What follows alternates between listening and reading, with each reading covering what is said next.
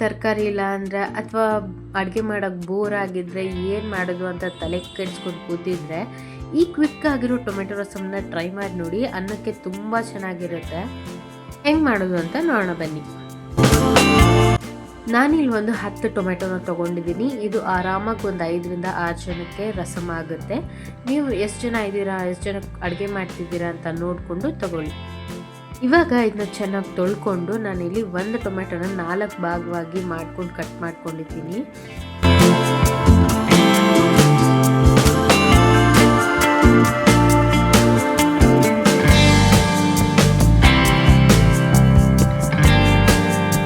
ಎಲ್ಲ ಟೊಮೆಟೊನ ಈ ಥರ ಕಟ್ ಮಾಡಿಕೊಂಡು ಒಂದು ಪಾತ್ರೆಯಲ್ಲಿ ಟೊಮೆಟೊಗಳೆಲ್ಲ ಮುಳುಗುವಷ್ಟು ನೀರು ಹಾಕಿ ಅದರೊಳಗಡೆ ಹಾಕಿ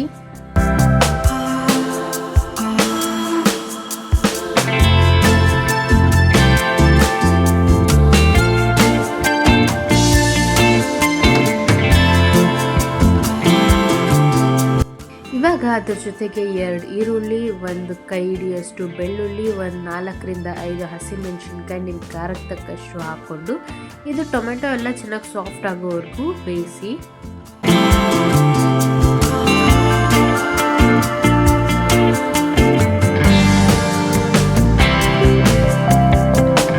ನೋಡಿ ಇವಾಗ ಟೊಮೆಟೊ ಎಲ್ಲ ಚೆನ್ನಾಗಿ ಸಾಫ್ಟ್ ಆಗಿ ಬೆಂದಿದೆ. ಇವಾಗ ಸ್ಟವ್ ಆಫ್ ಮಾಡಿ ಇದನ್ನು ಸ್ವಲ್ಪ ತಣ್ಣಗಾಗೋಗ್ಬಿಟ್ಟು ಮತ್ತೆ ನಾವು ಮಿಕ್ಸಿ ಜಾರ್ಗೆ ಹಾಕ್ಕೊಂಡು ರುಬ್ಕೋಬೋದು. ಮೊದಲು ನಾನಿಲ್ಲಿ ನೀರನ್ನೆಲ್ಲ ಸೋಸ್ಕೊತಾ ಇದ್ದೀನಿ. ಜಾಸ್ತಿ ನೀರು ಇರುತ್ತಲ್ಲ, ನೀರನ್ನೆಲ್ಲ ಸಪ್ರೇಟ್ ಮಾಡ್ಕೊಂಡಿದ್ಮೇಲೆ ಇದನ್ನು ಮಿಕ್ಸಿ ಜಾರ್ಗೆ ಹಾಕ್ಕೊತಾ ಇದ್ದೀನಿ.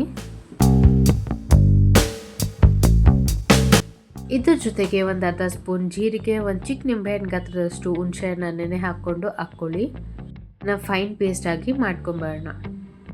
ಇವಾಗ ಒಗ್ಗರಣೆಗೆ ಒಂದು 2 ಟೇಬಲ್ ಸ್ಪೂನ್ ಅಷ್ಟು ಎಣ್ಣೆ ಹಾಕ್ಕೊಂಡು ಅದ್ರ ಜೊತೆಗೆ ಅರ್ಧ ಸ್ಪೂನ್ ಸಾಸಿವೆ ಮತ್ತು 1 ಗೆರೆ ಕರಿಬೇವನ್ನ ಹಾಕ್ಕೊಂಡು ಚಿಟಪಟ ಅನ್ನೋವರೆಗೂ ಬಿಡಿ.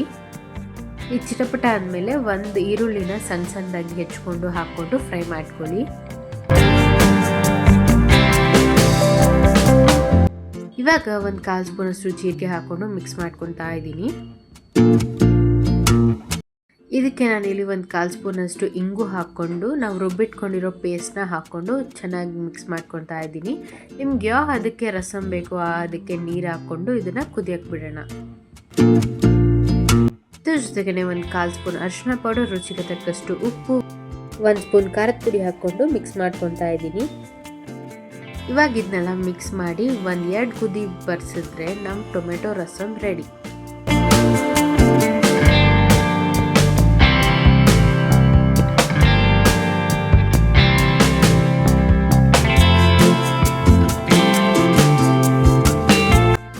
ಇವಾಗ ನೋಡಿ ಚೆನ್ನಾಗಿ ಕುದ್ದಿದೆ. ನಮ್ಮ ಪ್ರಮಾಣ ಕೂಡ ಕಡಿಮೆ ಆಗಿದೆ, ಗಟ್ಟಿಯಾಗಿದೆ, ರಸಮ್ ಹದಕ್ಕೆ ಬಂದಿದೆ. ಇದನ್ನು ನಾವು ಬಿಸಿ ಬಿಸಿ ಅನ್ನದ ಜೊತೆ ತಿಂತಾ ಇದ್ರೆ ತುಂಬ ಚೆನ್ನಾಗಿರುತ್ತೆ. ಒಂದು ಹಪ್ಪಳ ಇಟ್ಕೊಂಡು ನಿಮ್ಗೆ ಯಾವಾಗಲೇ ಬಾಯಿ ಕೆಟ್ಟೋಗಿದ್ರೆ, ಏನಾದರೂ ಸ್ಪೈಸಿಯಾಗಿ ತಿನ್ಬೇಕನ್ಸಿದ್ರೆ ಅಥವಾ ಮನೇಲಿ ಏನು ಅಡುಗೆ ಮಾಡೋದು ಅಂತಿದ್ರೆ ತರಕಾರಿ ಇಲ್ಲ ಅಂದರೆ ಈಸಿ ಆ್ಯಂಡ್ ಕ್ವಿಕ್ಕಾಗಿ ರಸಮ್ನ ಮಾಡ್ಕೊಂಡು ತಿನ್ನಿ. ನೀವು ಟ್ರೈ ಮಾಡಿ ನೋಡಿ ಹೆಂಗೆ ಬಂತು ಅಂತ ಕಮೆಂಟ್ ಮಾಡಿ ಹೇಳಿ. ರೆಸಿಪಿ ಇಷ್ಟ ಆಗಿದ್ರೆ ಲೈಕ್ ಮಾಡಿ, ಶೇರ್ ಮಾಡಿ, ಕಮೆಂಟ್ ಮಾಡಿ. ಮುಂದೆ ಬರೋ ರೆಸಿಪೀಸ್ನ ಮಿಸ್ ಮಾಡ್ಕೋಬಾರ್ದು ಅಂದರೆ ಸಬ್ಸ್ಕ್ರೈಬ್ ಮಾಡಿ, ಬೆಲ್ ಐಕಾನ್ನ ಪ್ರೆಸ್ ಮಾಡಿ.